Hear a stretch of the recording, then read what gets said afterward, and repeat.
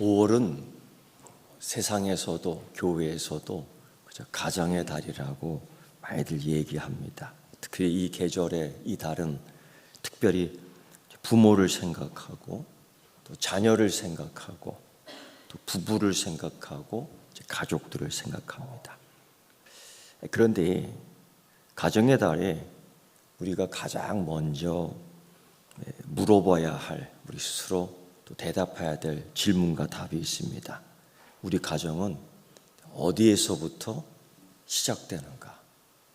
내 가정의 기원은 어디에서 시작됐는가?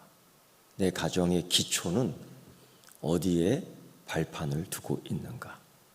생각해 보면 가정은 단순히 사람들이 함께 사는 이 공간을 묶어놓은 기준은 아닌 것 같습니다.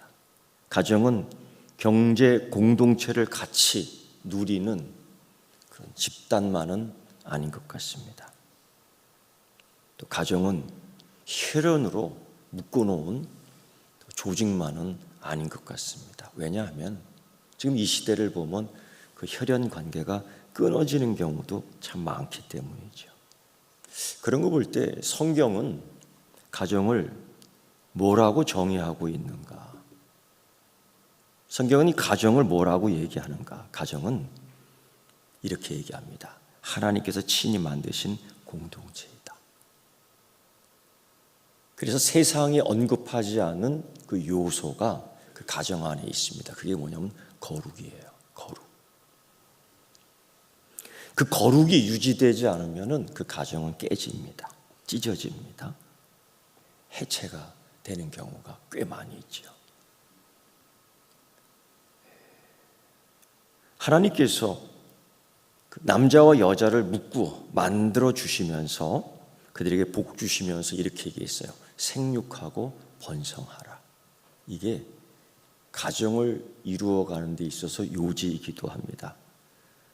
그러므로 가정은 그 인간의 필요 때문에 우연히 생겨난 제도가 아니고 창세 때부터 하나님께서 뜻 안에 두고 복을 주셨던 축복의 자리가 바로 그 가정 안에서 있습니다. 그래서 그 가정의 시작이 소위 하나님께서 만드신 공동체인데 그 거룩한 요소가 있느냐? 여기에서 이제 생육하고 번성하는 복이 있는 거죠. 근데 여러분, 요즘 우리의 가정은 어떻습니까? 이 세상의 가정은 어떻습니까? 언제나 평안하지 않습니다. 한 지붕 안에 살아도 마음이 멀어질 때가 있죠. 또 부모가 자녀를 사랑하지만은 자녀를 어떻게 믿음으로 세워야 되는지 굉장히 힘들어하는 이 세대예요. 또 자녀는 부모의 사랑을 받지만은 어떨 때는 그 사랑의 소리를 잔소리로 계속 느끼기도 해요. 부부는 어떻습니까? 서로 사랑하지만은 사랑으로 시작됐지만은 시간이 지나면서 그 피로가 상처가 계속 쌓여요. 가족은 어떻습니까? 가까운 사이지만은 동시에 깊은 상처를 가장 먼저 줄 수 있는 그 관계가 가족이기도 합니다. 그래서 요즘 그런지 TV 프로그램을 보면은 이러한 문제를 다루는 그 프로그램들이 있더라고요. 근데 그게 가만히 보면 굉장히 심각한 건데 그냥 오락거리로 전락해 버리더라고요. 예를 들면 은쪽 같은 노새끼 이런 제목으로 있잖아요. 그리고 또 보면은 이혼, 공작소 이런 것들 있잖아요. 그 전문가들이 나와서 상담을 해주는데 사실 심각한 거잖아요. 우리 세상의 이야기에서 가장 기초를 흔들어 놓는 거 아니에요? 근데 그게 그냥 오락 프로그램이 돼버리더라고요. 그걸 보면서 좀 안타까운 면이 있어요. 그런 가운데에 이 5월 신명기 6장의 말씀을 저는 골라 선택하며 과연 이 말씀이 어떤 우리에게 주시는 말씀일까? 이 말씀은 하나님께서 언약 백성에게 주신 가정의 영적 설계도와 같은 말씀입니다. 이 기초입니다. 이 신명기의 말씀은 이스라엘 백성이 이제 가나안 땅에 들어가는 거죠. 이제 이스라엘 백성이 그 젖과 꿀이 흐르는 하나님 땅이 예비하신 그 땅에 들어가서 어떻게 살아야 되는지를 하나님이 알려주시는 거죠. 그게 가장 큰 첫 번째 말씀이 이거거든요. 하나님이 이스라엘 백성에게 가나안 땅에 들어가면 무엇보다도 먼저 집을 세워야 된다. 왜냐하면 집이 없잖아요. 가나안 땅에 들어가면 무엇보다도 먼저 우물을 파야 된다. 이제는 하나님이 물을 공급해 주시지 않잖아요. 우물을 파주시지 않잖아요. 바위를 찢어버리지 않잖아요. 거기 가서 이제 파야 된다. 중요한 거죠. 또 이제 가나안 땅에 들어가거든 너희 땅을 차지해야 되는데 빨리빨리 달려서 그 깃발을 꽂아놔야 된다. 이렇게 가르치지 않았어요.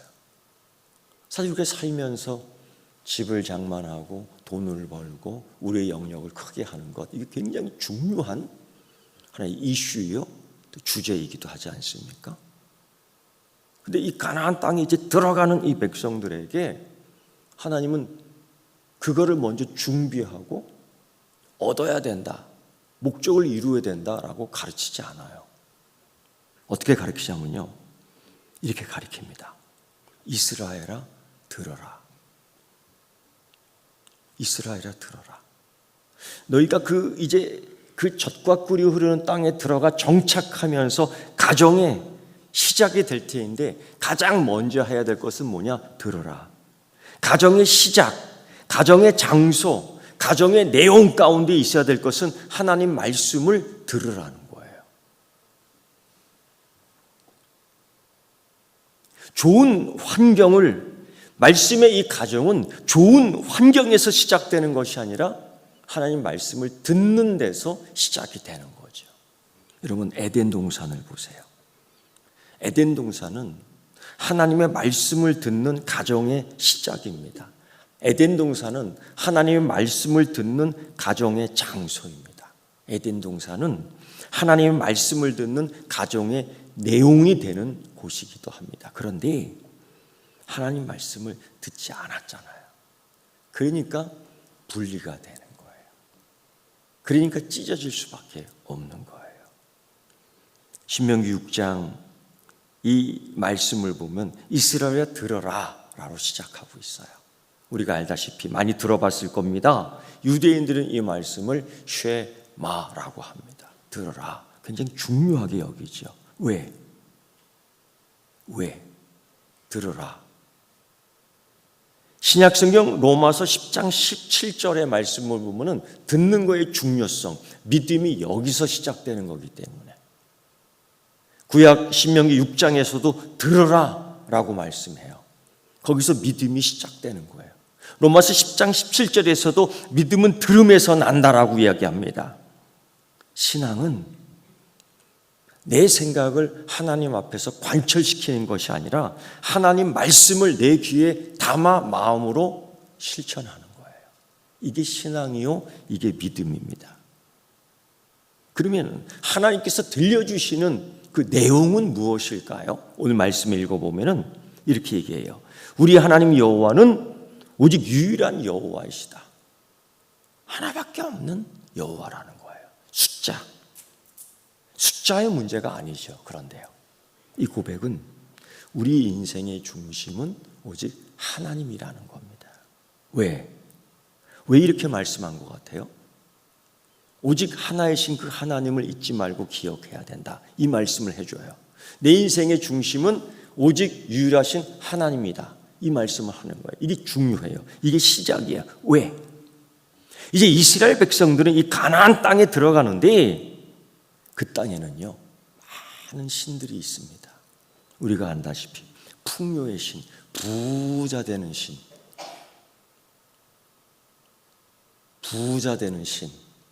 이걸 잡는 거예요. 이걸 붙잡고 싶은 거예요.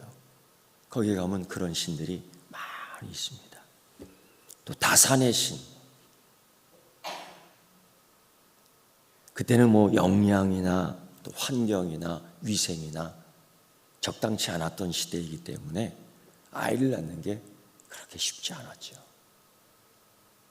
어린아이들이 낳다가 죽는 경우도 허다하고 자라다가 죽는 경우도 허다하고, 그러니까 곧 이 자녀를 생산한다는 것은 경제활동과 연결되니까 가정의 부와 관계가 있는 거예요. 그러니까 애들을 많이 낳죠. 그래서 다산의 신을 붙들어야 되는 거예요. 이 우상을 붙들어야 되는 거예요. 전쟁의 신, 말할 것도 없죠. 내가 모시는 신이 너의 신보다 더 위대하다니까. 그래서 이 전쟁의 신을 모으고 있습니다. 날씨의 신은 어떻습니까? 날씨의 신. 그 당시에 다 그것이 농사를 짓는 것과 연결되어 있고 목축업과 연결되어 있는데, 날씨는 아주 절대적인 거죠. 내가 움직일 수 없는 것, 내가 만들 수 없는 상황과 조건이 날씨 아니겠어요? 그러니까 날씨의 신을 다 모시고 있어요. 이런 것들이 성공을 보장시키는 우상들이었습니다. 그러니까 한두 개, 세 개, 네 개는 다 갖고 있는 거죠. 그러다 보면요, 지금까지 인도하신 우리 하나님 여호와는 오직 유일한 여호와니 이거 잊어먹습니다. 세상 바쁘게 살다 보니까 지금까지 지내온 것이 하나님의 은혜라는 것을 깜빡깜빡 잊어버려요. 말로는 고백하지만은 내 삶에서는 하나님은 어느덧 이런 우상들, 이런 풍요와 다산과 전쟁과 날씨와 성공을 보장하는 이런 신들에게서 꽉 잡혀 있다 보니까 잊어버리는 거죠. 결국 뭐예요? 우리 하나님 여호와는 오직 유일한 여호와시니, 이 첫 번째 말씀을 보면은 너희 중심을 빼앗기지 말아라. 들어보면 너희 가정의 중심을 이 세상 신에게 내어주지 말아라. 너희 가정 중심에 섬길 분은 오직 여호와 하나님이다. 그걸 강조하는 거예요.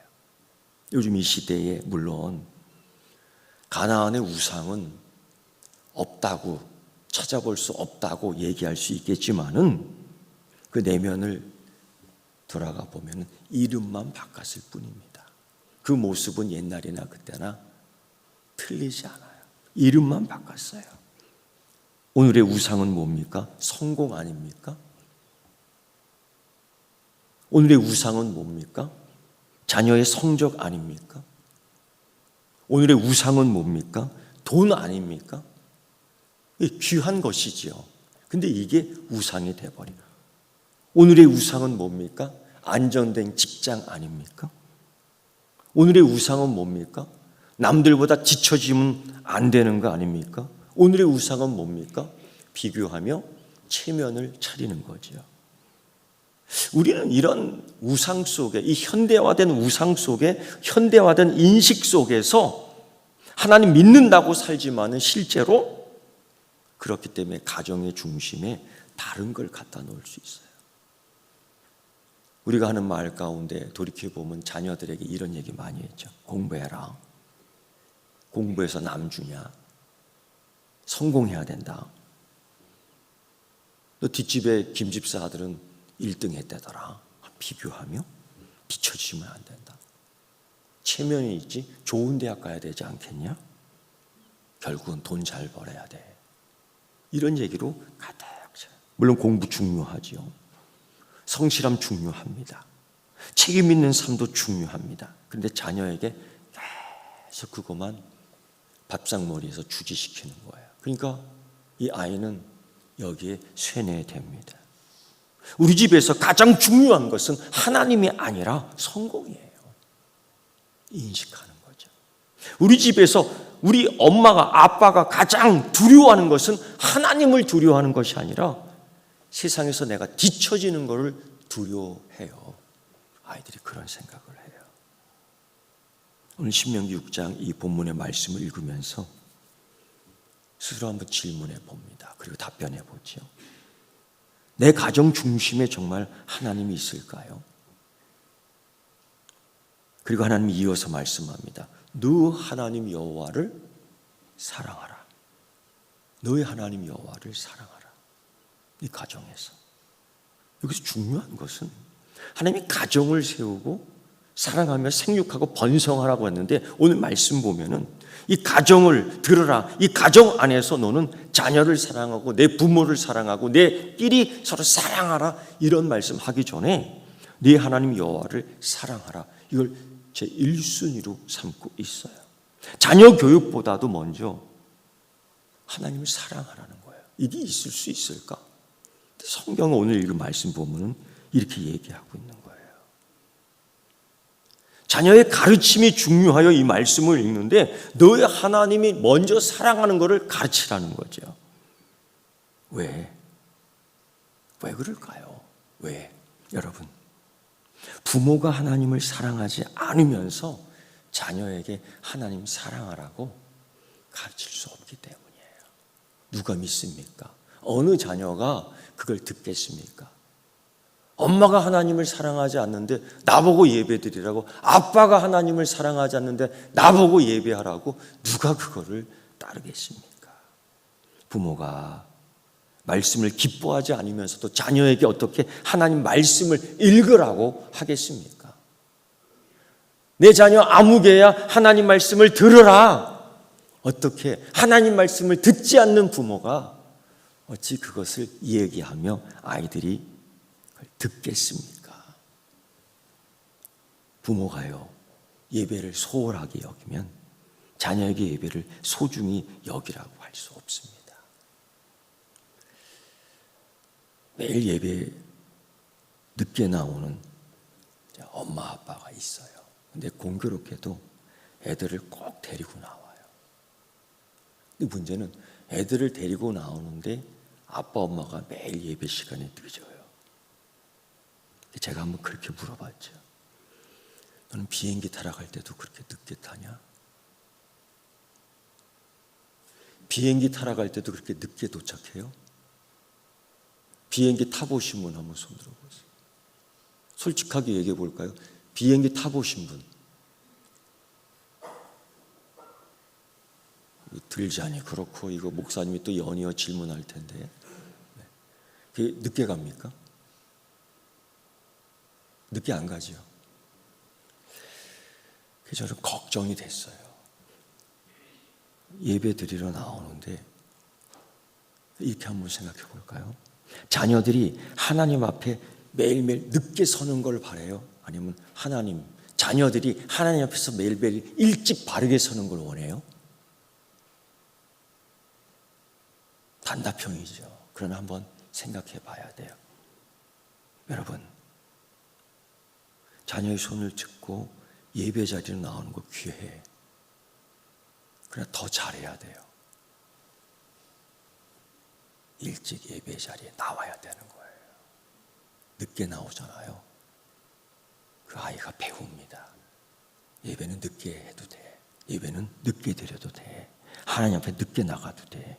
아이들은요, 부모의 말을 듣기도 하지만은 부모의 삶을 들춰봅니다. 부모가 뭘 좋아하는지 아이들이 눈치로 다 알아요. 부모가 뭘 두려워하는지 아이들이 다 알아요. 부모님이 무엇을 위해 돈과 시간을 쓰는지 다 알고 있어요. 무엇 때문에 나에게 화를 내고 무엇 때문에 나에 대해서 기뻐하는지 아이들이 잘 알고 있습니다. 그걸 통해 배우는 거예요. 어느 가정의 이야기가 있습니다. 부모는 늘 자녀에게 하나님 사랑해야 된다고 말했어요. 근데 주일 아침만 되면 부모님 얼굴이 굳어져요. 교회만 나오면 얼굴이 굳어지는 거예요. 왜? 예배는 기쁨이 아니에요. 예배는 부담이 되어버렸기 때문이죠. 헌금 이야기가 나오면 인색해집니다. 교회 봉사 이야기가 나오면 짜증을 냅니다. 집에서 늘 돈 이야기합니다. 집에서 맨날 성적 이야기만 합니다. 집에서 남들과 비교하는 이야기가 많아집니다. 아이는 자라면서 이렇게 생각하는 거죠. 아빠는 엄마는 하나님이 중요한 분이라고 말하지만은 우리 집에서는 그분이 중요하지 않아. 더 중요한 것들이 많은 것 같아. 이게 쇠뇌가 되는 겁니다. 여러분, 교회 나올 때에 기대하고 나오세요. 하나님 내게 새 옷을 입혀주시는 거야. 하나님이 뉴 스타일로, 뉴 버전으로 내게 새 옷을 입혀주는 거야. 그런 예배의 감격과 기대를 가지고 나와야 될 줄 믿습니다. 애들이 봐요. 그게 근엄한 게 아니에요. 어느 가정이 또 이야기입니다. 그 아빠, 엄마는 말이 많지 않아요. 뭐 그렇게 교회에서 특별하게 부각되지도 않아요. 근데 자녀에게 늘 긴 설교하지 않습니다. 즉 잔소리죠. 잔소리하지 않아요. 그저 아침마다 아이들 앞에서 조용히 말씀을 읽고 있습니다. 보여주는 거예요.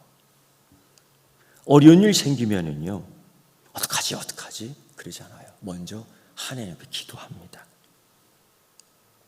자녀들이 실수할 때 많지요. 그러나 정죄하고 야단치기보다는 용서하고 이해를 먼저 해줍니다.